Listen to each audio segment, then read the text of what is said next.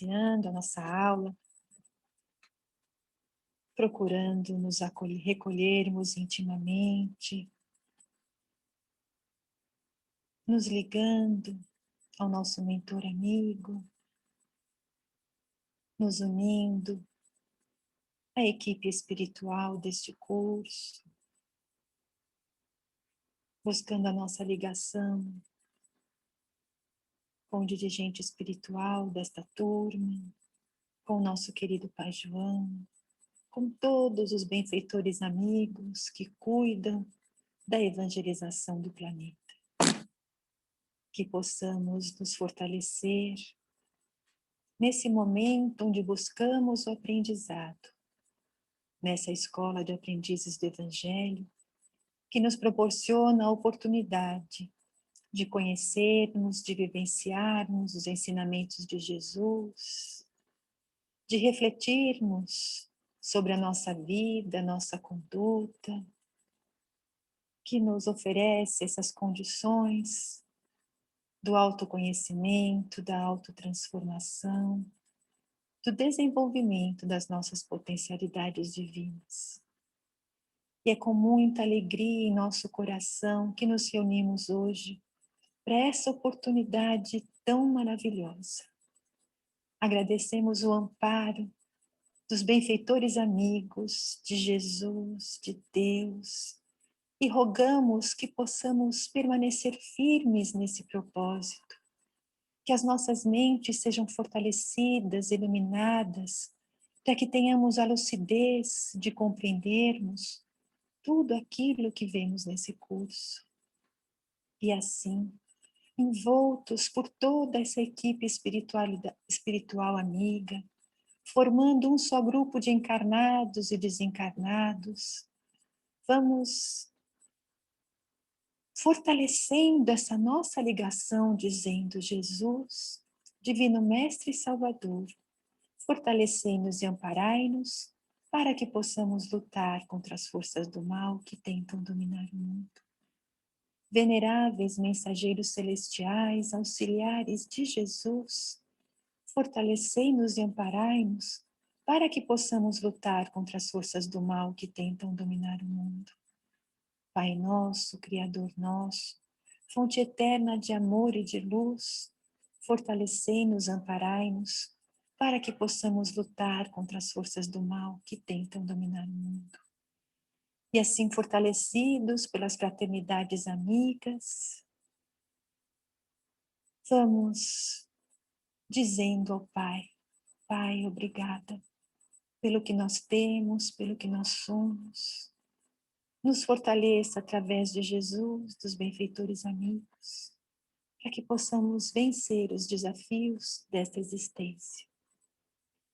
Que tenhamos a certeza sempre do seu amparo infinito e que tenhamos também a convicção de que somos capazes de realizar esse trabalho interno que este curso nos propõe. E assim, nós também vamos rogando a Jesus que derrame suas bênçãos sobre o Mário, para que ele possa, Senhor, passar para todos nós o fruto do seu trabalho, do seu estudo. E assim, unidos, nós iniciamos a aula de hoje, proferindo a prece e em seguida o hino dos aprendizes. Pai nosso que estás no céu, santificado seja o vosso nome. Venha a nós o vosso reino, seja feita a vossa vontade, assim na terra como no céu. O pão nosso de cada dia nos dai hoje.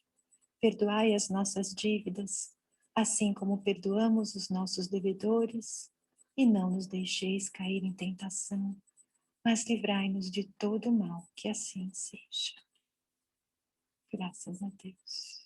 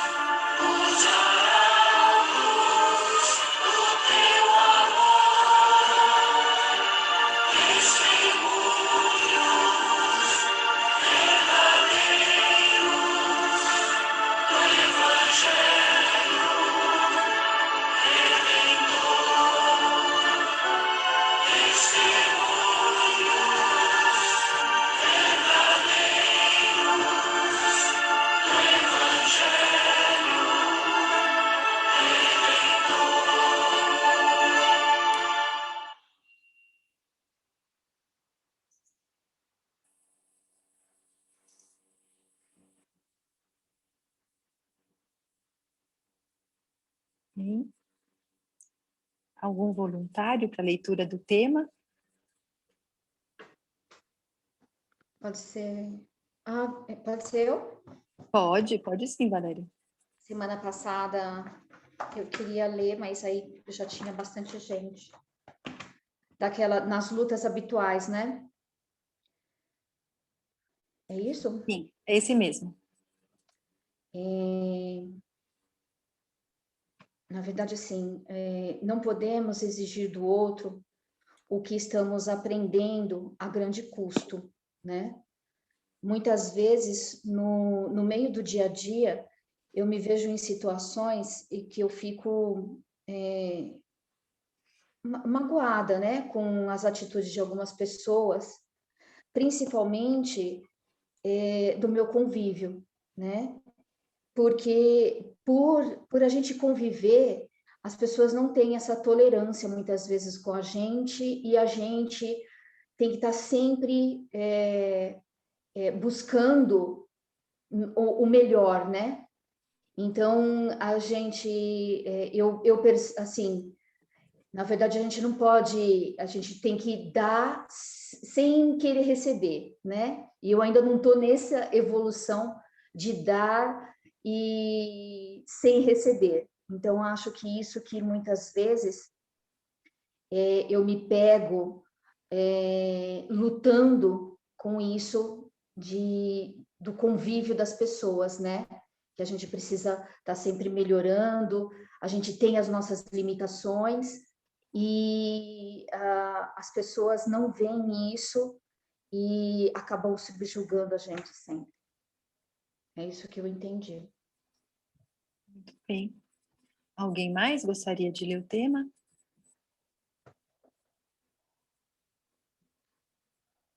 A semana que vem nós vamos manter esse tema, tá? Depois nós vamos mudar para outra.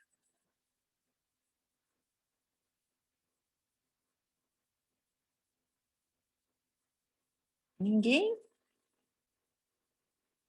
Então tá bom, não querem ler, mas é importante estar fazendo em casa, não é? Para a gente, esse instrumento do autoconhecimento, né? Como nós dissemos.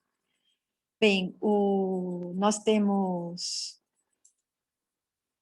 Eu coloquei no grupo, né, alguns recadinhos, e também lembrando que no dia 24, está um pouquinho longe ainda, mas nós vamos ter uma palestra, né, no sábado à tarde, então todos estão convidados, já guardando um lugarzinho aí na agenda, para prestigiar a nossa casa e também para ter essa oportunidade tão boa de escutar uma pessoa de fora, não é, que vai trazer tantos ensinamentos muito proveitosos para todos nós. Então, se não temos mais voluntários, vamos envolvendo o Mário, que vai dar para a gente hoje a nossa aula sobre João Batista. Boa noite. Vamos preparar.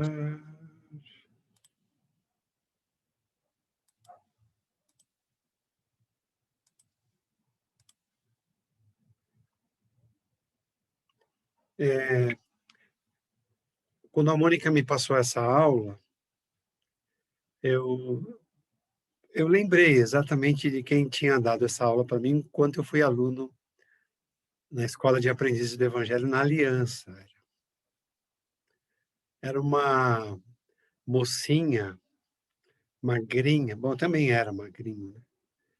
E toda serelepe lá, cheia de cartaz, e depois eu fiquei sabendo com a Rita, que era amiga de infância da Rita e tudo. E hoje ela está dirigindo essa turma aqui. Vocês veem quantas encarnações que ela está no Espiritismo, né? A Mônica. Ela que deu essa aula na turma de aprendizes quando eu fiz lá na Aliança. Ela nasceu, né? Ela nasceu com o Livro dos Espíritos numa das mãos e o Evangelho na outra. Filha de pai e mãe espírita, neta de avó espírita, sei lá o que mais, família inteira. Acho que ajudaram até Kardec, não sei, se puxar para trás vai achar alguém lá que era médium ajudando Kardec. A primeira coisa nessa aula que eu acho importante é que o nome dele não era João Batista. mas ficou conhecido como João o Batista. E usos e costumes virou João Batista. Por que João o Batista? Porque ele foi aquele que fez o batismo. E eu gostei que a federação deu uma arrumada no nome da aula e passou a adotar um profeta chamado Elias, porque é isso. Nós vamos ver aqui o Espiritismo cuidando, explicando direitinho a questão de reencarnação através de João Batista. O interessante é que as pessoas, ainda que da Igreja Católica ou evangélica, ou seja qual for, fala que João Batista fora Elias. Então, eles acreditam na reencarnação de Elias em João Batista, mas não sabem explicar as outras. Só ele teria essa reencarnação? Não. Então, é um grande princípio para nós de reencarnação. Um profeta chamado Elias. Então, vamos ver um pouco de Elias, né? Não dá para estudar Elias numa aula, é pouco tempo. Israel vivia a fase dos reinos, né? E Onri, ou Onri, eu nunca sei a pronúncia hebraica, era o rei de Israel. Estamos falando no século 9 antes de Cristo. Exatamente nesse século, algumas mudanças estavam acontecendo entre Mário, os hebreus. Oi. é 9 ou 11? No texto está 11. Perdão, 11 Ah, antes tá. de Cristo. Desculpa. É que eu me confundi com outra coisa que eu vou falar. É que nessa época, grandes mudanças começaram a acontecer entre os hebreus. Então, estamos no século 11 antes de Cristo. E o que acontece na sequência desses anos que vão se suceder? Principalmente a encarnação de Isaías. As coisas foram sendo aceleradas por Jesus. Então, nós notamos que há eras que há uma aceleração e há eras que há uma calmaria para que se assimile às novas verdades reveladas. Então, no século XI, esse rei Onri construiu uma cidade que falamos Samaria, mas o correto é Samária, né? Porque não tem o acento no A do meio. Então ele construiu essa cidade e o reino de Israel estava mais calmo, né? Porque é um reino, ou melhor, os hebreus foram um povo que viveram muitas guerras, ora dominando, ora sendo dominados, né? A mais conhecida é junto aos egípcios, que levou muitos séculos, 4 séculos, 400 anos, um pouco mais de 400 anos, só no Egito. Mas tiveram outros, foram dominados por outros tantos povos. A gente vai ver isso ao longo da escola de aprendizes.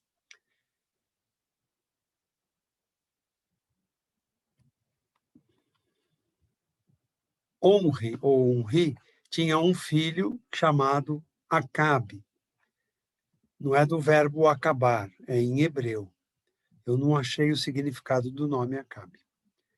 Acabe acabou casando-se com uma princesa fenícia, de nome Jezabel. Os fenícios eram politeístas, cultuavam vários deuses. Tinha um deus principal, mas tinha lá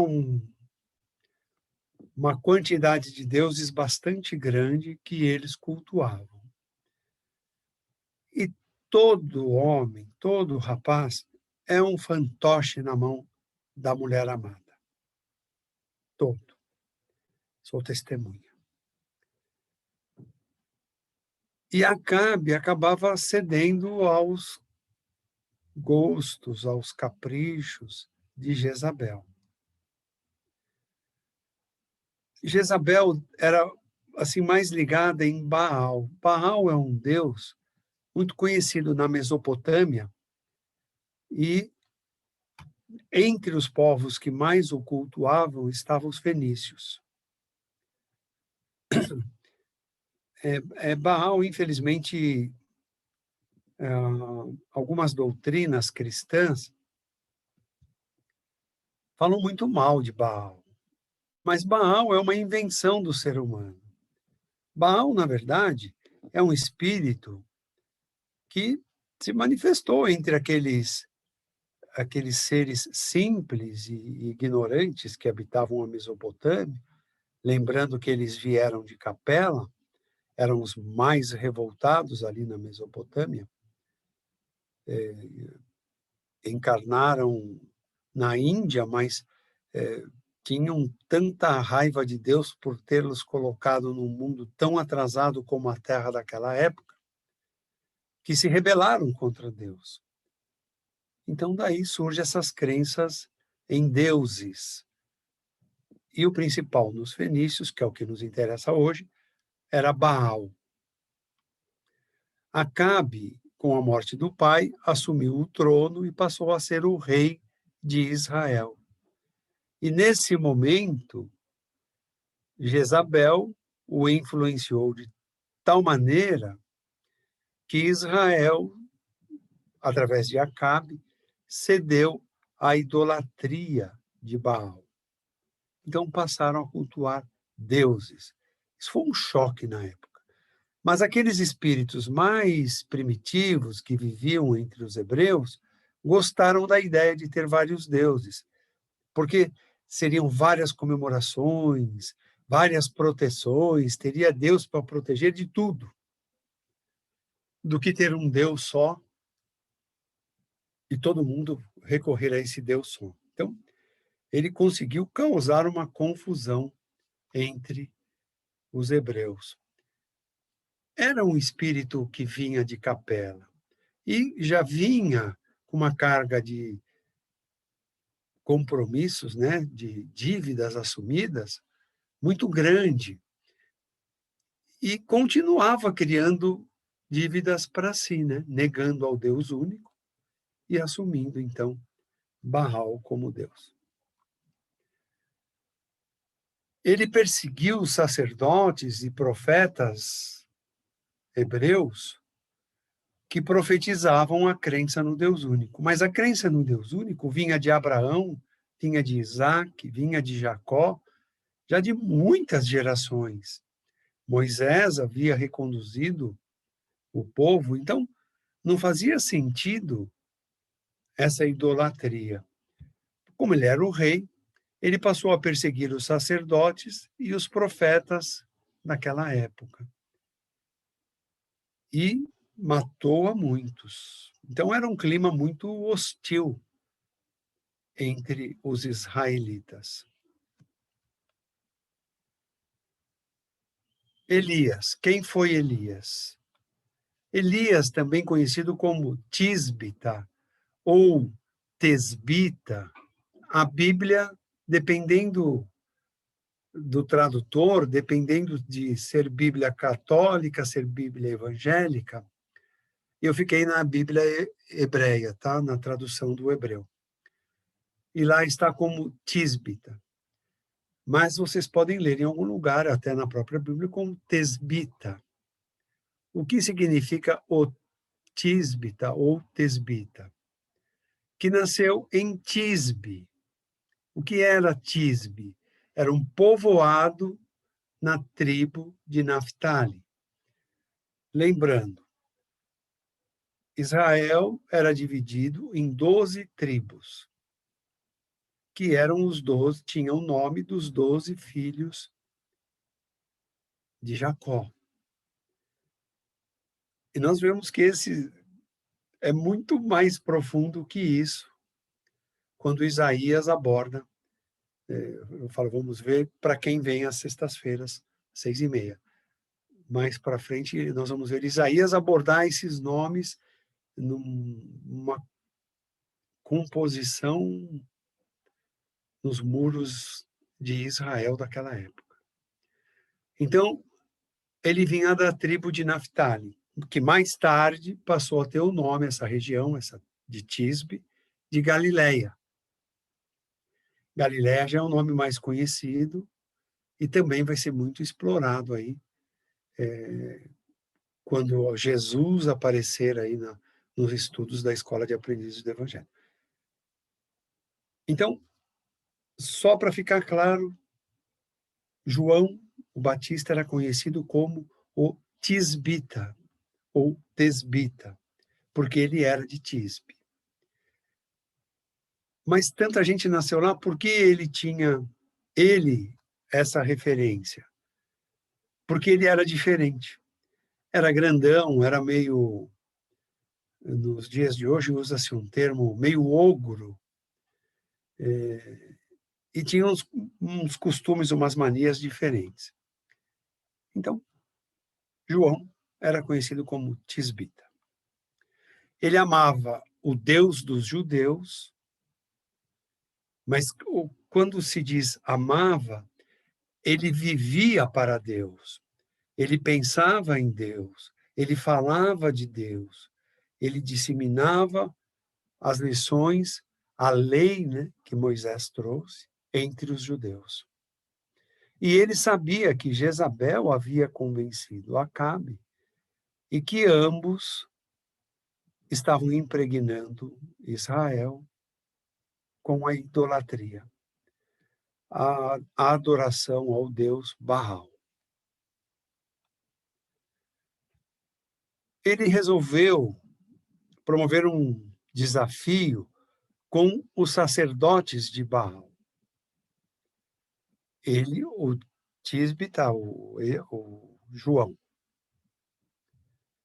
E ele foi até os sacerdotes de Baal e disse: vamos ver qual Deus é mais poderoso. Se os deuses que vocês professam, esse Baal e os outros deuses, ou o Deus que eu professo. Orem, e se aparecer uma chama, se aparecer fogo, aquele que fizer aparecer esse fogo, o Deus é mais forte. E os 450 sacerdotes que estavam ali reunidos oraram, se ajoelharam e oraram fervorosamente. Nada aconteceu. E João se prostrou, né, humildemente, e fez a sua oração para Deus. E pediu a Deus que desse um sinal, que seria o fogo. Pois ele incendiou o altar lá do templo, da igreja, não sei que nome tinha, de Baal. Mas já bastava, né? Se fosse João Batista, mas como Elias, ele não se deu ainda por vencido. O que ele fez? Ele ordenou a degola daqueles 450 sacerdotes do Baal. Mandou passar o fio da espada no pescoço de todos eles. E ele também deve ter passado. Na Bíblia não é claro, mas faz todo sentido ele também ter desembaiado uma espada, faca, sei lá, e degolado os sacerdotes.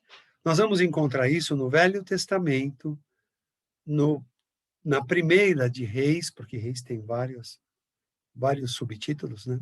Capítulo 18, versículo 40, e no 19, versículo 1. Ao fazer essa atitude, o Espiritismo esclarece uma situação que eu quero comentar aqui. Ele grava na sua consciência o ato e a responsabilidade de ter matado 450 sacerdotes. Isso é uma dívida. Por isso Jesus nos ensina: perdoai as nossas dívidas. Muita gente diz: eu não tenho dívidas. Ótimo. Mas vamos ver as vidas passadas. Elias carregava 450 mortes, a responsabilidade direta dessas mortes. E isso fica na consciência. Então, o que quer dizer isso? Quer dizer que quando nós lemos o livro Nosso Lar, ou vemos o filme Nosso Lar, nós vamos encontrar André Luiz perambulando num vale de dor e sofrimento. O que ele fez para ir parar lá? Ele tinha o vício da gula, ele tinha o vício do alcoolismo, bebia uísque, ele tinha o vício do tabagismo, ele fumava, ele frequentava a Casa da Luz Vermelha, ele era um pai ausente e um marido ausente. Essas coisas todas que ele praticou, e André Luiz, ficou gravado aqui na sua consciência. Então, quando ele se depara nesse lugar triste, de dor e sofrimento, já desencarnado, evidentemente, ele ouve uma voz dizer: suicida, suicida. Ele vira e não acha ninguém. Ele quer saber quem o acusa de ter cometido suicídio. E ele diz: eu não me suicidei.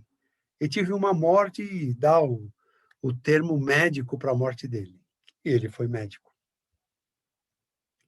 Até um dia que ele descobre que quem o acusava de ter se suicidado era a consciência dele.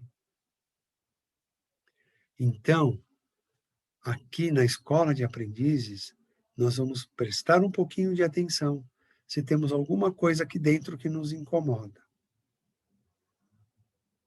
Por isso, a Mônica traz esses temas, por isso as aulas vão forçar a reflexões, por isso as leituras iniciais têm por objetivo colocar dentro dos nossos pensamentos formas de repensar, de rever, de reconsiderar aquilo que esteja incomodando aqui dentro.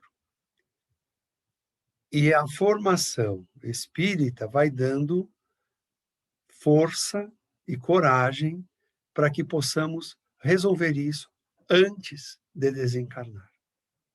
Para que desencarnemos com a consciência tranquila, como disse Paulo.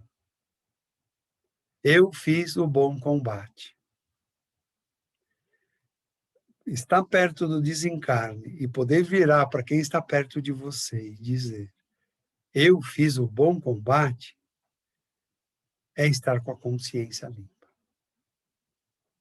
Então, essa lição aqui é muito importante para nós. Havia a promessa de um precursor do Messias. Quem seria esse precursor? Israel estava em polvorosa, porque ficava aguardando. Quem será o precursor? Uns dizem que será Elias, mas Elias já estava morto. E bem morto, 11 séculos antes, porque estamos aqui, na verdade, 12 séculos antes. Estamos aqui no século I.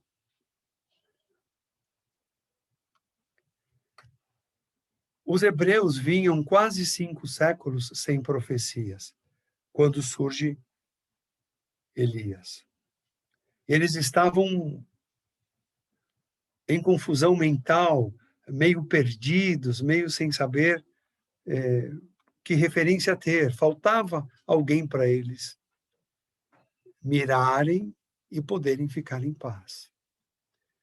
Então, eram corações aflitos, preocupados. Quem seria esse precursor do Messias?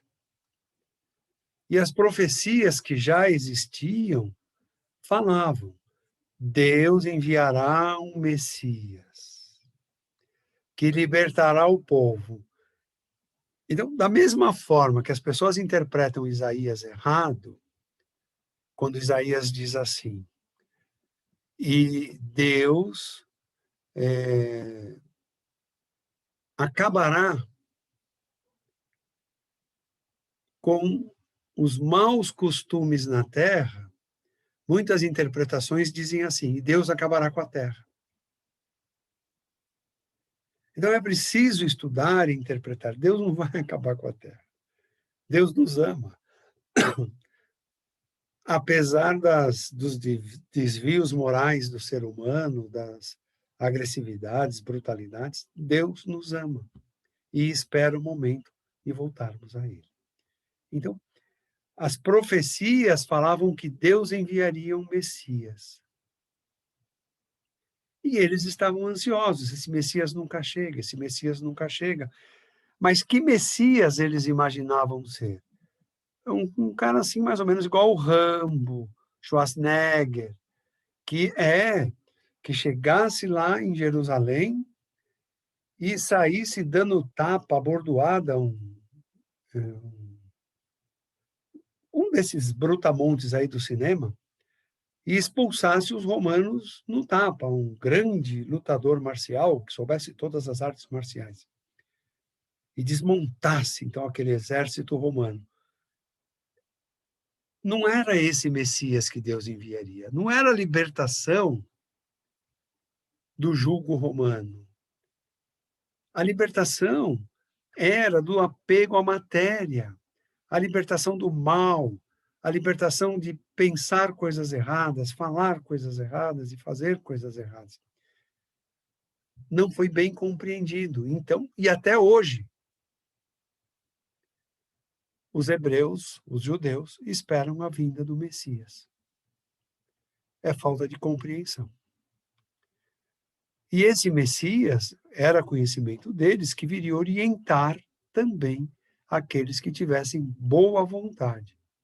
Como vemos, eles mesmos estão dizendo que não têm boa vontade, porque não entenderam Jesus como um Messias. Mas também sabiam que antes da vinda do Messias teria um precursor, um homem que viria até o meio dos hebreus e anunciaria aquele que seria o Messias. Por quê? Porque havia falsos profetas. Mais ou menos como nos dias de hoje, não é? O INRI dizendo que é a reencarnação de Jesus e se mostra paramentado de um jeito que quer ser semelhante a Jesus, mas é daqui que sai a moral, o conhecimento, é daqui que sai a razão. Então, nós vamos encontrar ainda muitos falsos profetas espalhados e pode acontecer até de encontrarmos dentro do Espiritismo. Precisamos ter ação. Mas toda doutrina está sujeito a isso. Malaquias, no século V a.C., ele encarna, e os hebreus, naquela época, eram escravos dos babilônicos. Que Babilônia, Isaías descreve assim, escancara as coisas erradas de Babilônia, da Babilônia, para nós. Mas Malaquias traz para nós o seguinte: enviarei o meu mensageiro para preparar um caminho. Ele é o Senhor a quem buscais. Malaquias capítulo 3, versículo 1. Eu gosto muito de recorrer ao Velho Testamento. O Velho Testamento tem verdades, porque a verdade é uma só. E quando Jesus disse, demorou para entender isso também, quando Jesus disse que ele não veio destruir a lei nem os profetas, demorou para eu entender que ele estava dizendo, eu valido tudo que está no Velho Testamento. E aí começou a despertar em mim interesse de buscar no Velho Testamento, e há lições maravilhosas, de Jó, de Tobias, Daniel, Malaquias, Jeremias, Isaías, os profetas todos. Trazem bastante lição para nós, que são confirmadas no Evangelho e que são confirmadas na codificação espírita. Então, Malaquias, século V a.C., profetiza: que Deus enviaria aquele que seria o Senhor para nós, que buscamos. Só que a cabeça dos judeus era material. Hoje nós compreendemos que se trata do reino espiritual. No capítulo 4, os versos 5 e 6, ele diz: vos enviarei Elias. Olha a reencarnação de Elias sendo profetizada. Elias, o profeta. Malaquias dizendo que Elias nasceria novamente. Olha a reencarnação aqui, para quem tem dúvida de que é uma lei natural de Deus. Ele fará voltar o coração dos pais para os filhos e dos filhos para os pais. Mais ou menos, né? Nos dias de hoje nós estamos vendo aí cada confusão de pais com filhos e filhos com pais sem tamanho. Mas está profetizada aqui a reencarnação de Elias. Então a promessa era o retorno de Elias, indicando que Elias seria o precursor de Jesus. Indicando Elias como aquele que prepararia o caminho para Jesus assumir a sua missão na Terra. Tem um anúncio disso e a tarefa, né, de João Batista. Então, cerca de 800 anos após Elias, que vai dar final do século I antes de Cristo e início do século I depois de Cristo, né? Ele reencarna poucos anos antes do ano zero. Se bem que o ano zero tem muitas discussões, porque Herodes o Grande desencarnou no ano 5 antes de Cristo. E quando Jesus nasceu, ele mandou matar todas as criancinhas. Mas esse é assunto para outro dia. Então, cerca de 800 anos depois de Elias, lá no reino da Judéia, Herodes o Grande, porque Herodes teve filhos e botou também o nome de Herodes. Tudo isso será estudado. Herodes o Grande, ele era o rei na Judéia. Também vivia na Judéia Zacarias e Isabel, que eram casados, marido e mulher, e Isabel era prima de Maria, mãe de Jesus. Zacarias era um sacerdote entre os hebreus. Então ele tinha muito conhecimento das leis e dos profetas. Por ser sacerdote, ele tinha que ter esses estudos. E Isabel, prima de Maria, mãe de Jesus. O que quer dizer, nós vemos Gabriel, o anjo, em várias passagens no Velho Testamento. E aqui tem mais uma passagem dele.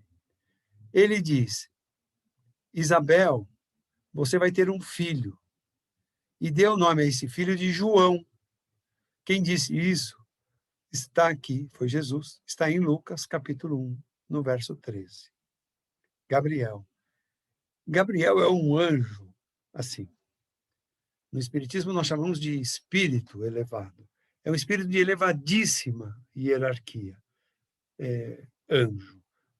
Não temos nenhum preconceito com a palavra anjo, tanto que nós vamos encontrar no livro Boa Nova, acho, Humberto de Campos dizer que quando Maria desencarna, Jesus a acolhe, né? E diz: vem, minha mãe. Nossa, é emocionante essa parte. Eu estou cortando para não me emocionar. E o pai disse que agora você será a rainha dos anjos no planeta Terra. Então, o Espiritismo não tem nada contra a palavra anjo, mas gosta de esclarecer que anjo é um espírito de muita luz. É um espírito de elevadíssima hierarquia. E Gabriel, quando nós estudamos Isaías, vamos ver que ele é muito elevado. Muito, muito, muito, muito elevado. Então, aqui fica profetizado por Gabriel que Isabel teria um filho e que ela desse o nome de João a esse filho. Zacarias duvidou, porque Isabel já não era nova. Isabel já tinha uma idade, e ele também, mais avançada. E por ter duvidado, ficou mudo. Ganhou uma penitência. Ficou mudo. Agora imagina um sacerdote mudo. Zacarias ficou mudo. Quando João Batista nasceu, a voz voltou e ele compreendeu que ele havia blasfemado contra um enviado de Deus, ou de Jesus, provavelmente de Jesus, desse espírito de elevada hierarquia moral, trazendo uma revelação. E ele reconheceu e não reclamou da mudez, compreendeu que a penitência foi necessária. Nós, às vezes, passamos por penitências também, seja saúde, seja o que for, no lar, fora do lar. Aqui é uma lição. No caso dele, ele blasfemou e perdeu a voz para não blasfemar mais. Então, fiquemos atentos, não reclamemos das coisas. Vamos procurar resolver. Para resolver precisa ter força. E o Self oferece formas, mesmo com a pandemia, né? Às terças-feiras a gente se encontra exatamente para estudar do Evangelho, estudar dos apóstolos, aprendizados que possam nos fortalecer para encararmos as situações. Porque não está fácil para ninguém essa pandemia, né? Então, João Batista proclamava o batismo da remissão dos pecados.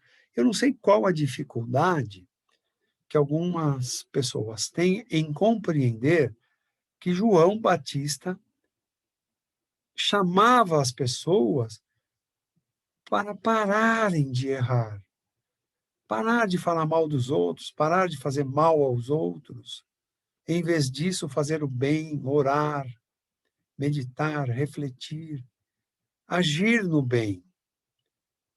Mas as pessoas ainda têm a crença de que é necessário o batismo para perdoar os pecados. Que pecados tem um bebê para ser batizado?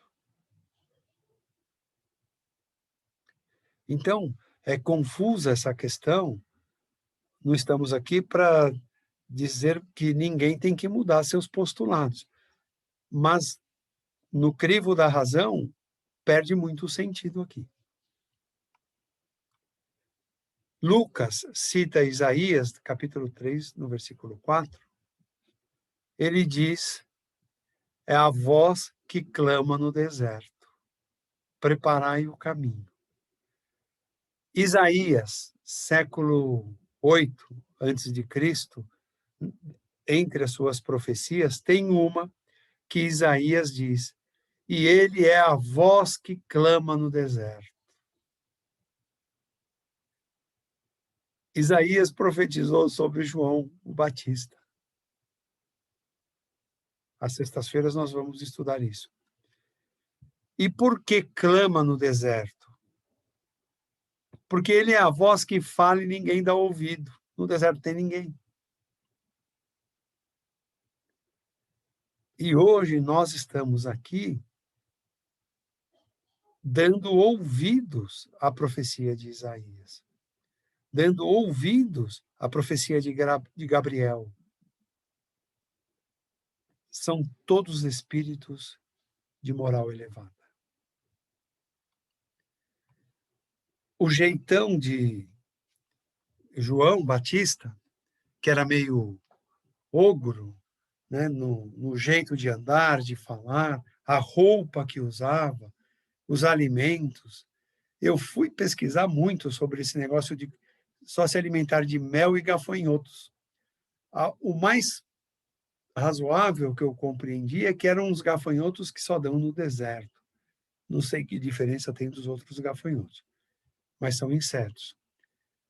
Essa descrição, em detalhes, olha onde nós vamos encontrar. Em Mateus, capítulo 3, versos de 1 a 6, em Marcos, capítulo 1, versículos de 1 a 6, e na segunda de Reis, capítulo 1, versículos 7 e 8. A descrição é muito maior que isso, é que tomaria muito tempo da aula para descrever. Lá vamos encontrar como foi profetizado em Reis que seria João Batista o precursor. Lucas, capítulo 7, versículo 28, está lá, Jesus dizendo: entre os nascidos de mulher, já vou explicar isso, não há maior que João em toda a terra. Agora, o menor no reino de Deus é maior que João. Entenderam? Então vamos lá. Os nascidos de mulher, porque há espíritos que se materializam. Fica de lição de casa, pegar a Bíblia, Velho Testamento, Tobias, e ler Tobias inteiro. Vocês vão ver que um anjo de nome Gabriel, que é sempre ele, a missão dele é essa, se materializa e participa da vida de algumas pessoas, entre elas de Tobias. Então, ele não é nascido de mulher, é um espírito materializado entre os encarnados.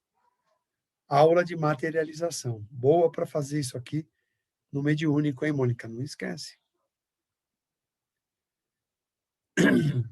E Jesus dizendo: não há maior do que João em toda a terra que tenha nascido de mulher. Ou seja, nós que não tiramos a cabeça pelo fio da espada de 450 homens, somos menores do que João.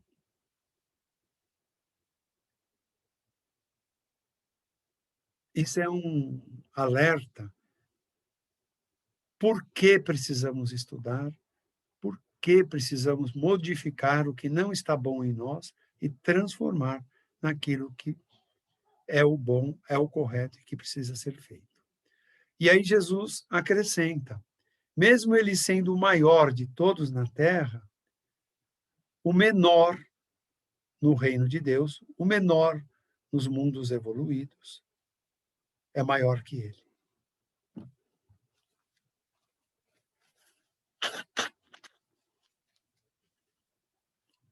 Compreendam isso, isso é importante. Se tiverem dúvida, eu volto. Em Lucas, capítulo 3, versículo 11, nós vamos ver uma referência dada por Jesus, que Elias era enérgico, ou que João era tão enérgico quanto fora Elias. E Elias disse, e foi depois transcrito para cá, né? Como João: quem tiver túnicas, reparta com quem nada tem. Quem tiver o que comer, faça o mesmo. A pandemia está aí, dando oportunidade àqueles que nunca repartiram nada, de poder repartir. Tem muita gente se movimentando nisso, aproveitando a oportunidade. Cada um de nós tem uma etapa a cumprir, né? Não quer dizer que todos têm que fazer isso. Vai fazer aquele que se sentir tocado. João anuncia o verdadeiro Messias. Os judeus, então, já falei, viviam grande expectativa pela vinda do Messias. Eles queriam vida livre, né? Não queriam mais pagar tantos impostos e sofrer tanta na mão dos romanos. E eles se perguntavam: será João o Messias? Porque ele pregava um novo reino, pregava. E aí os judeus, nas conversas entre si, será ele o Messias? E João explicava, a minha tarefa é apenas preparar o caminho para o Messias. João nunca disse ser o Messias, mas dizia que preparava o caminho para o Messias, que era o precursor. Tem um livrinho de criança muito bom para ler, viu, gente? E a leitura é rápida, para quem não tem muito tempo, que fala de João Batista, o precursor. As aulas de evangelização infantil servem para nós também. Porque as mesmas coisas que aprendemos aqui, só que lá numa linguagem mais simples, infantil, né? Por enquanto, porque esses espíritos que estão nascendo daqui a pouco vão reclamar, que querem teorema de Pitágoras, teorema de Tales, em vez de fazer continha de somar. São muito adiantados. Então, esse livrinho é muito bom para entender essa missão de João como precursor de Jesus. Sacerdotes e levitas perguntaram, quem és então? És tu Elias? És o profeta? Está registrado por João no capítulo 1, no versículo 21. Porque eles já estavam incomodados. Se ele é de fato Elias, se de fato ele é o Messias, seja lá quem for, precisamos respeitá-lo e apoiá-lo para expulsar os romanos daqui. O interesse era expulsar os romanos e a riqueza ficar só para eles e não pagar mais impostos. No capítulo 1 ainda de João, no versículo 23, ele diz, mais uma vez, eu sou a voz que clama no deserto dos corações humanos, que também foi tirado de Isaías. O que Isaías trouxe para nós de profecia já era o suficiente para nos despertarmos.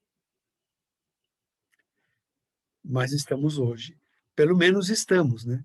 Quantas pessoas nem isso acordaram ainda para fazer, né?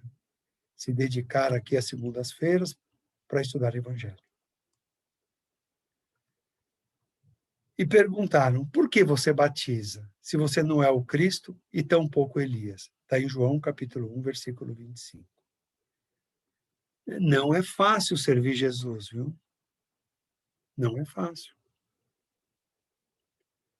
Às vezes você está dando passe e tal, e a pessoa, eu quero tomar passe com o outro. Não é fácil. Às vezes você está no plantão, chega o assistido, não, eu quero passar com outro plantonista. Dói no trabalhador, porque ele se sente rejeitado, menosprezado. Com o tempo, o trabalhador espírita percebe que o problema não é dele, mas de quem fala. Então, ficavam provocando João com essas coisas. Em João, no capítulo 1, versículos 26, 27 e 29, ele deixa claro que é Jesus. Então, ele diz, no meio de vós está alguém que não conhecem, que vem depois de mim e que é antes de mim. Isso é só o Espiritismo para explicar, e eu já vou explicar. Não sou digno de desatar a sandália dele. E vinha Jesus. Aí ele aponta para Jesus, dizendo, é esse. O que ele quer dizer que vem depois de mim, mas que é antes de mim.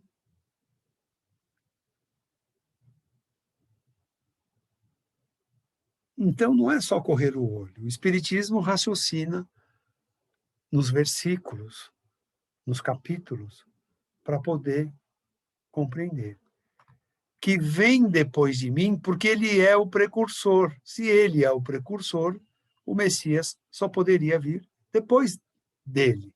Ele tem uma missão precursora ao Messias. Então, que vem depois de mim. Mas que é antes de mim. O que quer dizer antes de mim? Que é um espírito que já existia antes dele existir e que já estava numa esfera tão elevada que ninguém compreenderia se ele falasse. É Jesus, que disse que Elias era o maior entre todos na terra, mas muito longe do menor no reino de Deus. Então, ele, como precursor, preparou o caminho e Jesus veio depois. Jesus, como espírito muito mais elevado, veio antes e, por isso, é muito mais elevado. Tá claro? É tão simples que, às vezes, as pessoas têm dificuldade. Tudo bem? Vejo uns olhares de interrogação. Vocês sabiam que os olhos espelham o pensamento e formam interrogação? Para quem tem sensibilidade mediúnica. Preciso falar de novo? Acho que sim, senão tem gente que não vai dormir, eu estou vendo daqui.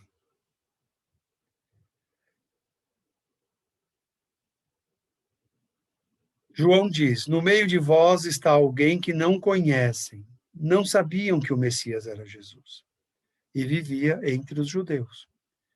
Que vem depois de mim, ele, precursor, preparou o caminho para Jesus. Mas que é antes de mim. Jesus já existia antes de Elias. Jesus já é Espírito Cristo, é o Cristo do planeta, desde a formação do planeta, que, segundo a ciência, tem 4 bilhões e meio de anos. Olha, se tem 4 bilhões e meio de anos a Terra, e ele tem 4 bilhões e meio de anos de Cristo, quantos anos mais ele tem para sair lá do princípio inteligente e vencer todas as etapas, desde os reinos da natureza, espírito inferior até espírito superior, até a pureza. É isso que João está dizendo. Ele existe antes de mim. E eu não sou digno de desatar a sandália, porque é um espírito de muita luz. É um Cristo. Aquele que vocês verem, porque ele estava batizando um atrás do outro, e disse, aquele que vocês verem, o Espírito descer, é o que batiza com o Espírito Santo. O que ele quer dizer aqui? Está em João capítulo 1, versículo 33. João está dizendo aqui o seguinte, aquele que vier um sinal do céu e está como um espírito descer na Bíblia, é o que batiza com o Espírito Santo. Ou seja, se João batizava para a remissão dos pecados, para entrar num caminho correto do bem, outro viria para elevar as criaturas a outro padrão moral. No nosso caso agora, mundo de regeneração. Então tem esses dizeres, Espírito Santo, Espírito descer, mas o que João está dizendo claramente é aquele que vai mostrar o caminho da salvação para mundo de regeneração. E aí acontece a revelação. Veio Jesus para ser batizado. Mateus, capítulo 3, versículos 13. Versículo 13. Eis o Cordeiro de Deus que tira o pecado do mundo. Virou um rito na Igreja Católica, né? Este é quem eu dizia maior que eu. João falando. Porque existia antes de mim. Já era Cristo. Antes do planeta ser formado. Não o conhecia, mas vim para torná-lo conhecido de Israel. Isso é muita humildade, né? De alguma forma conhecia. Porque como é que ele veio para a missão? o corpo perispiritual dele todo marcado para essa missão. Eu é que tenho necessidade de ser batizado por ti. João falando com Jesus. E tu vens a mim? O que Jesus mostra aqui? Primeiro, humildade. Um espírito de hierarquia muito elevada. É a primeira lição. De hierarquia muito elevada e humilde. A segunda lição, veio cumprir a lei e os profetas. Por isso eu sinto tanta necessidade do Velho Testamento. Porque Jesus disse isso. Eu vim cumprir a lei e os profetas estão no Velho Testamento.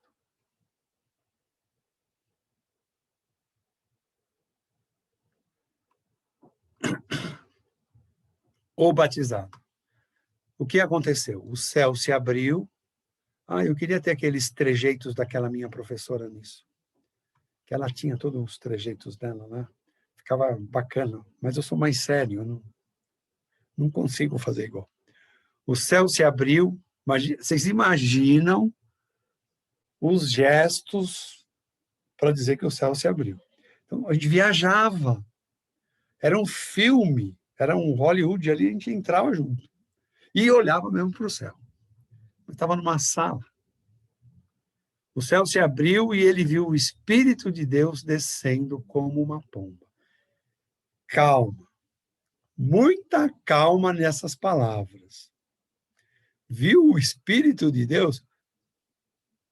Olha, Saulo viu Jesus e ficou cego.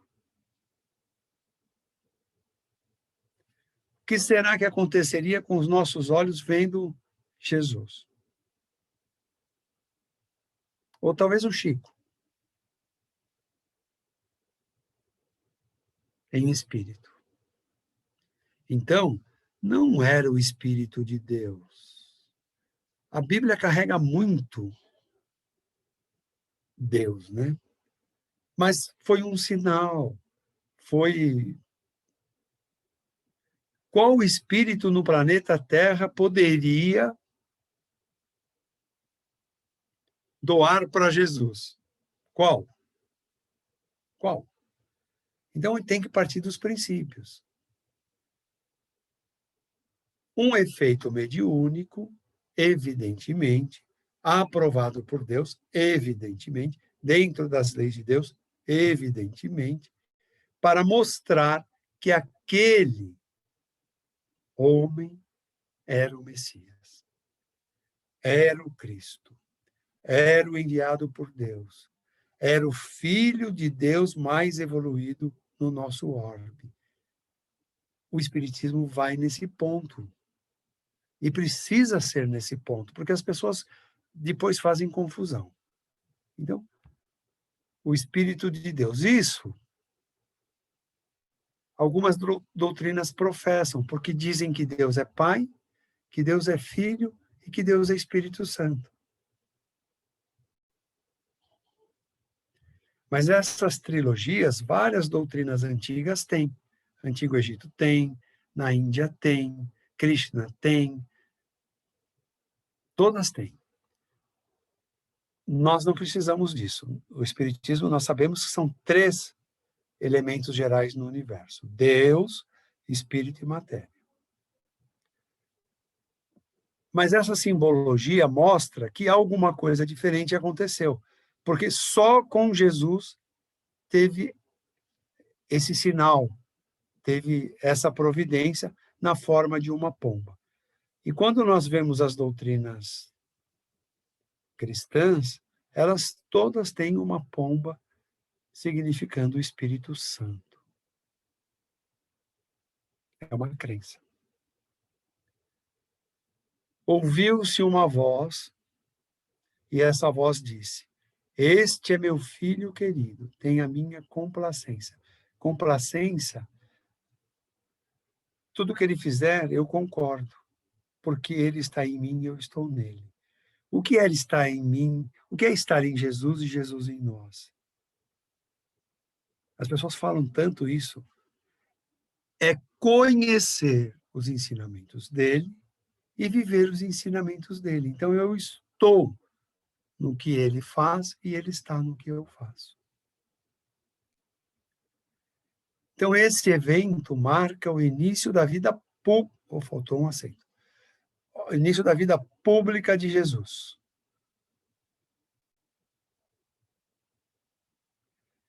Vida pública. Mas os trabalhos dele começou com quem? Com Maria exercendo o papel de mãe e dizendo: vá, comece, transformando a água em vinho nas bodas de Caná. Caná, onde nasceu Judas Iscariotes.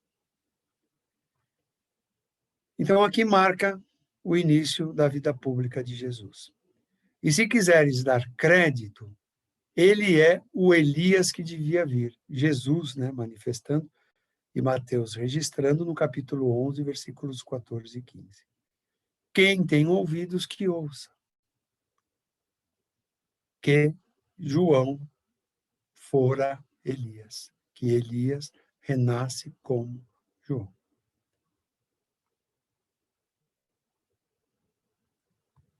Tempos depois, perguntaram a Jesus sobre Elias.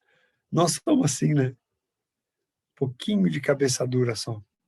Perguntaram a Jesus sobre Elias e Jesus respondeu: Elias já veio e vocês não o reconheceram.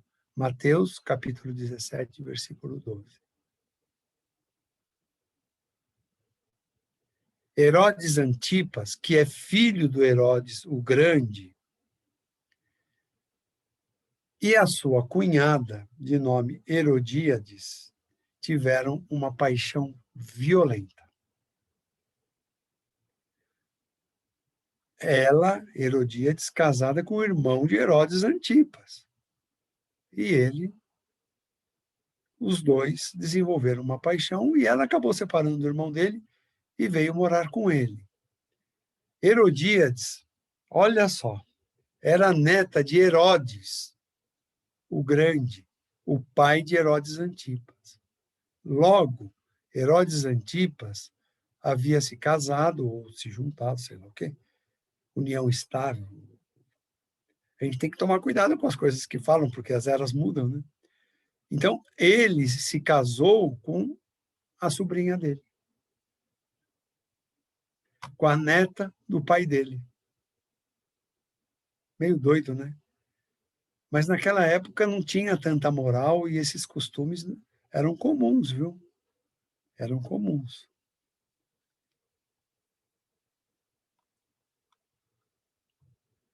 Mas só que foi um escândalo, né? A união deles. E alguns queriam uma punição, porque era adultério, conforme Moisés registra no Êxodos, capítulo 20, versículo 14. Moisés também registra no Levítico 18, 20 e no 20, 10. Além de incesto no Levítico 18, 15. Então, aqueles que viviam a lei condenavam essa atitude. A história está se repetindo. Quando acaso troca a crença no Deus único pelo politeísmo que a esposa trouxe e o Deus Baal. Seriam as mesmas personagens? Eu penso que sim. Só que aqui, Herodes e Herodíades, e lá atrás, Acaso e... não lembro o nome da mulher fenícia, da princesa fenícia. Bom, Herodíades trouxe consigo Salomé, sua filha. João Batista fazia esses discursos de rua já eram daquela época. Tá? Ele repreendia o casal publicamente, subia numa caixa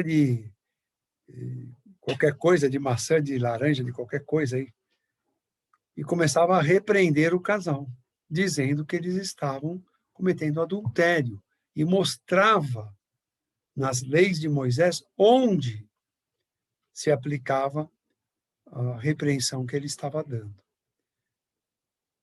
Exatamente o que Elias tinha feito com Jezabel,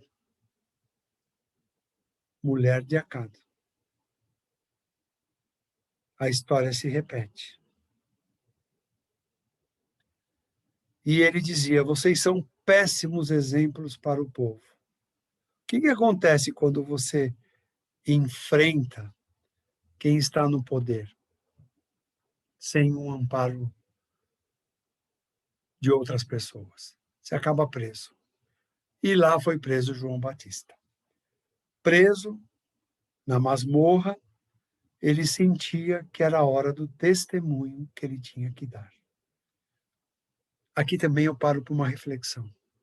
Nós estamos num momento da pandemia que exige de nós o testemunho. Qual testemunho?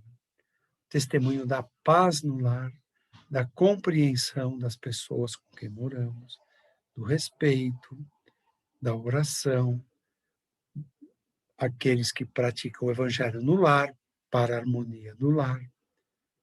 Então, é o nosso momento de testemunho. A quantas anda a minha fé diante dessas situações? E nós sabemos que, às vezes, os nossos familiares complicam um pouco a situação, né? Se desviam por decepções no trabalho, se irritam, às vezes descarregam no tabagismo, no alcoolismo, mas nós estamos dando o nosso testemunho. Precisamos fazer, no mínimo, o melhor por essas pessoas, porque o momento é para isso, do respeito e da compreensão, e de ajudar a fazer o melhor. E, finalizando, vem a morte de João. Herodíades. Alguns lugares mostram que Herodias, na verdade, se oferecia para João, e João veio numa prova que ele não podia fazer uso do sexo, né? Então, ele evitava Salomé. Evitava Herodíades. E Herodíades nunca foi rejeitada. E ela tinha ódio de João por tê-la rejeitado. E ela queria a morte de João. E aí ela usava as acusações de João para pedir a Herodes Antipas que matasse João. E Herodes não dava muita bola. Herodes, por sinal, tinha os olhos grandes para cima de Salomé, que era uma moça jovem, sabia dançar, e ele ficava feito maluco. A mãe pede para Salomé oferecer uma dança a Herodes no dia do aniversário dele. Mas que também pedisse alguma coisa, que ele, generoso, daria essa coisa para ela. E a filha, mas eu não quero nada.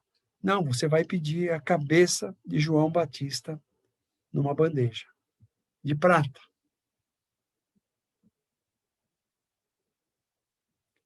E assim armou-se o processo todo. Salomé disse que atenderia o pedido da mãe e lá foi Salomé dançar. E pediu. E aí Mateus registra no capítulo 14, no versículo 10, que Herodes mandou degolar João Batista.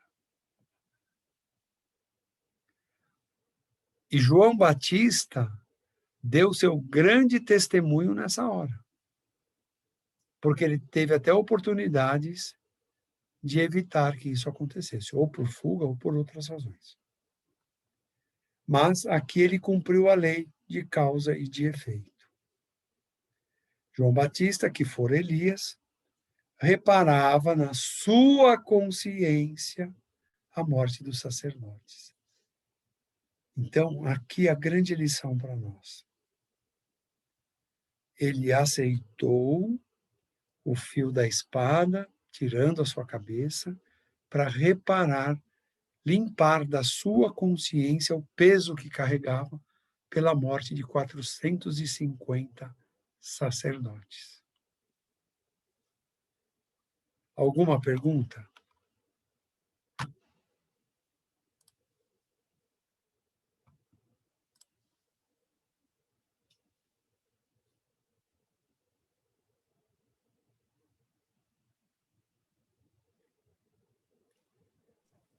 Mário, Oi? eu não me lembro agora onde foi que eu li. Se foi nesse livrinho, né, do João Precursor, do Roque Jacinto, que ele diz que esses personagens, que é da Herodíades e do Herodes, foram aqueles dois outros lá, né? A Jezebel e Eu tinha essa dúvida. eu já li isso, sim, que eram os mesmos que voltaram, né? O rei voltou como Herodes e a Jezebel como Herodíades. Nossa, você vê? 800 anos, não, 1000 anos depois, né? Aproximadamente. E continuava. Como é difícil, gente, vencer o orgulho e o egoísmo. Não. 1000 anos depois, e eles continuaram presos ao orgulho e desafogaram o orgulho matando João. Nossa, naquele livrinho tem isso, olha que legal. Olha, nunca percam uma leitura. O que aparecer na frente vai ter alguma coisa que vai servir ou no momento ou no futuro.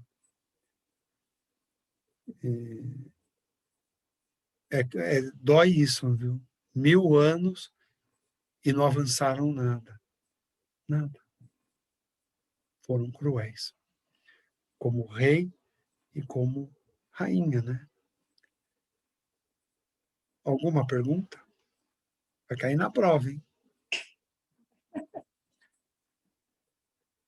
Vocês acham que a dona Teresa está aqui aprendendo? Ela vai dar a prova. Chamado oral, chamado oral.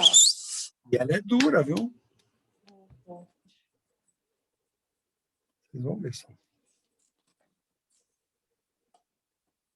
Puxa. Então, muita paz a todos e até uma próxima oportunidade. Que assim seja. Obrigada, Mário.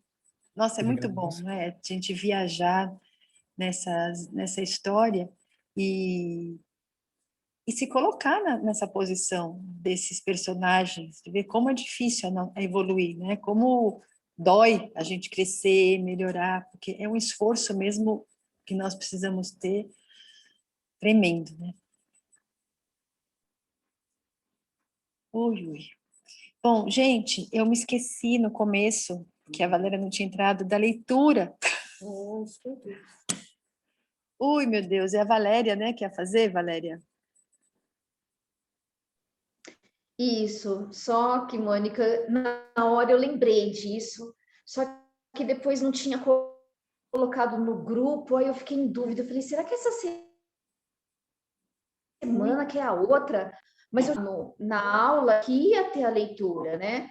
O capítulo era a lição 34, né? 33, porque no roteirinho estava 24.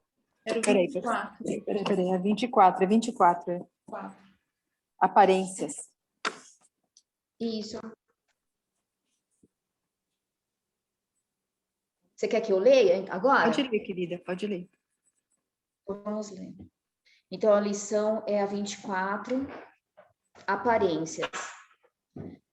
Não acuse o irmão que parece mais abastado. Talvez seja simples escravo de compromissos. Não condene o companheiro guiado à autoridade. É provável seja ele mero devedor da multidão. Não inveje aquele que administra, enquanto você obedece. muitas vezes, é um torturado. Não menospreze o colega conduzido a maior destaque. A responsabilidade que lhe pesa nos ombros pode ser um tormento incessante. Não censure a mulher que se apresenta suntuosamente. O luxo, provavelmente, lhe constitui amarga provação. Não critique as pessoas gentis que aparecem insinceras à primeira vista. Possivelmente, estarão evitando enormes crimes ou grandes desânimos. Não se agaste com um amigo mal-humorado. Você não lhe conhece todas as dificuldades íntimas. Não se aborreça com a pessoa de conversação ainda fútil. Você também era assim quando lhe faltava experiência. Não murmure contra os jovens menos responsáveis. Ajude-os. Quanto estiver ao seu alcance, recordando que você já foi leviano para muita gente. Não seja intolerante em situação alguma. O relógio bate, incessante, e você será surpreendido por inúmeros problemas difíceis em seu caminho e no caminho daqueles que você ama. O que eu entendi dessa leitura? Mais uma vez, o não julgamento, né?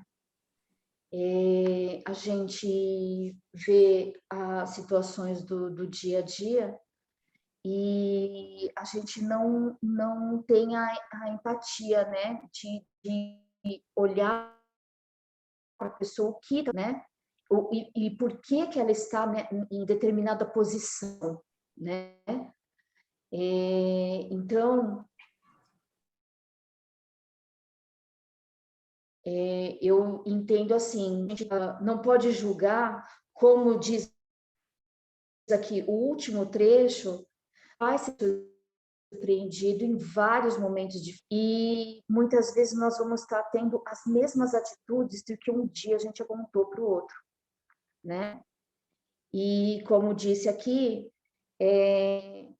a gente não pode ser intolerante, né? A mesma coisa Deus, né, com a gente, né? A gente está fazendo as coisas, tolerando todas as nossas, os nossos deslizes, os nossos tropeços. É isso que eu entendi da leitura. Alguém gostaria de fazer um comentário sobre essa lição também?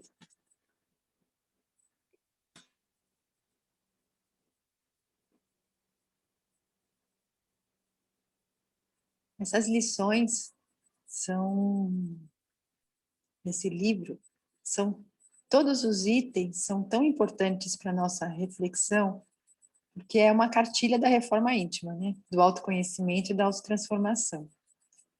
E quando nós paramos para pensar em cada frase dessa, a gente vê mesmo a dificuldade, né? Quanto ainda nós erramos, mas em algumas leiturinhas dessa, nós já vimos que algumas coisas nós já conseguimos superar, né? Então isso já é um alívio. Mas quanto isso nos fortalece de ver, né? Olha, opa, não é por aí, eu estou sendo muito intransigente, eu não estou... se nós estamos vivenciando certas situações, é porque é para o nosso aprendizado. Então, é engolir o choro, engolir, né, a tristeza, respirar fundo e dar o testemunho, como foi falado hoje do João, né? Então, o Mário disse que nós estamos vivendo, né, esse testemunho de hoje com a nossa família, com aqueles que estão perto de nós, e é verdade, né? Nós não sabemos o que nós já fizemos, o que nós trazemos para estar passando por determinadas situações. E é o que nós sempre comentamos também no encontro com o Evangelho. A gente pede tanta ajuda a Deus, que nós queremos melhorar, que a gente quer ser um espírito melhor, desenvolver as potencialidades. E como é que nós vamos mostrar que a gente aprendeu se a gente não vive a situação. E aí, quando chega a situação, a gente chora, reclama e fala, ai, meu Deus, por que eu estou passando por isso? Ai, acho que eu não vou conseguir. Ai, eu vou conseguir, mas por quê? Ué, não é? A gente pede e depois despede. A gente pede e depois despede, né? Então, e se a gente não tivesse esse evangelho, o conhecimento que os discípulos de Jesus convivendo ali do ladinho dele, meu Deus do céu, quanta dificuldade para entender o que falava, e caía, tropeçava, levantava, caía, tropeçava, levantava, Jesus explicava, reexplicava. Então, é assim o nosso processo mesmo, né? Então, isso dá para a gente uma força de falar, ai, meu Deus do céu, eu vou conseguir, vamos levantar de novo, né? Eu vou respirar fundo dessa vez, eu vou aprender a ser tolerante, vou ser paciente. Aí a gente percebe que não consegue, ah, não, eu vou conseguir de novo. E assim, de pouquinho em pouquinho, a gente vai melhorando. E vamos orando, pedindo, nos fortalecendo e vendo que todos nós aqui estamos no mesmo barco. Né? Se algum conseguiu alguma coisa e o outro não, mas juntos e trocando essas experiências, a gente até se sente aliviada, né? Que fala, ufa, eu achei que fosse só eu, a Valéria também, ai, que alívio! E nisso a gente vai crescendo juntos, né? Porque não é fácil. O Djalma, da outra vez, ele comentou também, né, da parte dele, na situação profissional, e às vezes eu brinco, eu tenho uma amiga que acabou fazendo os cursos de a gente conversar, trabalhava comigo, e ela não conseguia parar de fumar. E ela falava assim, ai, meu Deus, quando a gente lê um livro que falava das cavernas, né, que é daqueles espíritos endurecidos o que iam, ela falava, ai, meu Deus, eu vou para a caverna do fumante, que eu não consigo parar, né? Eu falava, e eu vou para do trânsito, né? Porque quando eu estava no trânsito, eu ficava tão revoltada, tão xingava e falava, ela falava, menina, você vai estar na do trânsito e eu na do... Fiquem tranquilas que na casa do pai tem muitas moradas.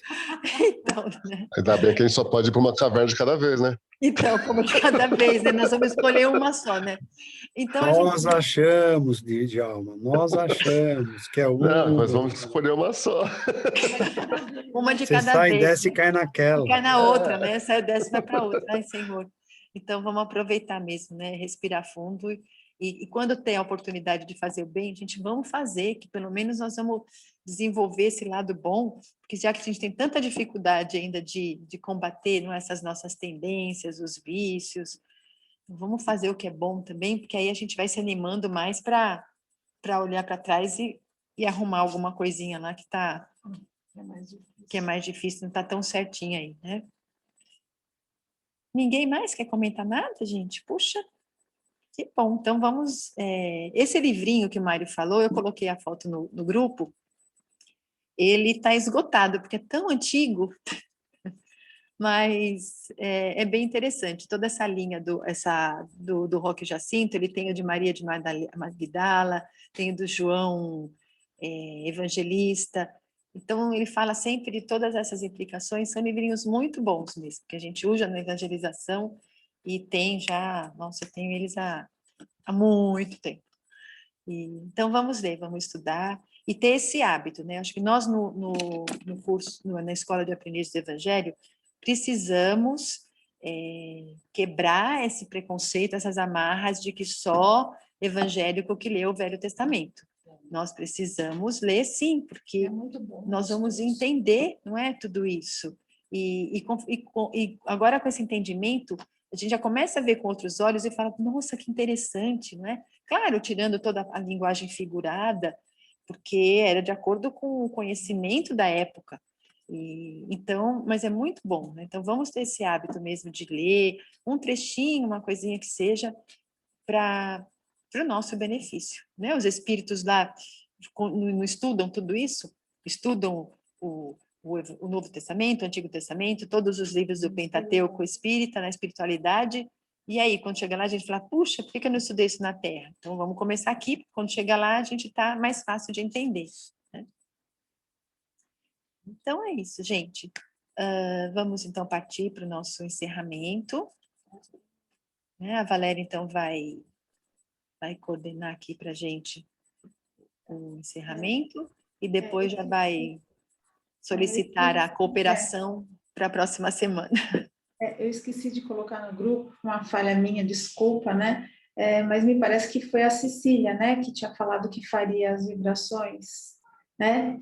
Então tá bom. Eu anotei e esqueci de enviar, foi muito falha minha, perdões. Então, nós vamos novamente nos ligando a Jesus.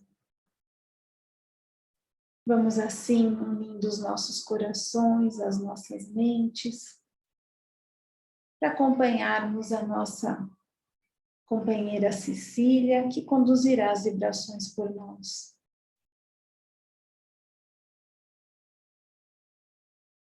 Cecília, está fechado o seu microfone. Pronto, melhorou? Sim, é assim. Então, vamos vibrar pelo nosso Brasil e em todo o planeta Terra, para que se unam pela paz e solidariedade, pela atuação positiva de todos os nossos governantes, que suas decisões sejam tomadas com sabedoria, equilíbrio, discernimento, visando o bem-estar de todo o povo brasileiro, tão necessitado de auxílio nesse período difícil de pandemia que atravessamos. Pelos moradores de rua, os que vivem nas favelas, comunidades carentes, os indígenas e quilombolas, que recebam amparo material e espiritual de mãos caridosas. Pelos trabalhadores do bem, da solidariedade, que levam o alimento até eles, minimizando a sua dor e sofrimento todos os dias. Por todas as famílias isoladas em suas moradias, que haja amor, paz, harmonia, respeito, unidos em oração. Pelos estudantes, as crianças, os jovens, os professores e educadores, nesse novo desafio, nessa nova forma de ensinar. Que ninguém desanime, pois a educação é um tesouro, um instrumento que ninguém lhes pode tirar e de grande valia para a vida de todos nós. Pedimos pelos trabalhadores que não podem faltar nos serviços essenciais, pelos condutores dos transportes públicos, os transportadores de mercadorias, os entregadores, saúde, proteção e segurança a todos eles. Pelos trabalhadores do campo, que não param, que precisam produzir os nossos alimentos.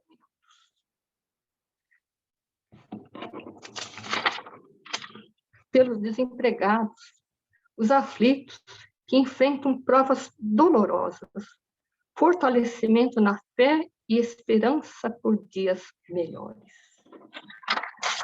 Vibramos também pelos enfermos das mais variadas patologias, que aguardam uma cirurgia, um transplante, um tratamento que está sempre adiado.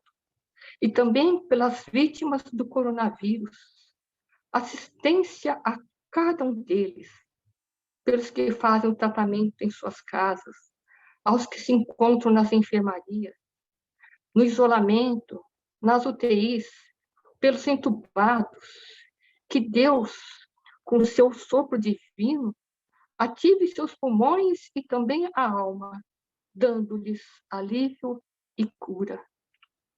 Pelos seus familiares, o conforto aos corações de toda essa gente sofrida.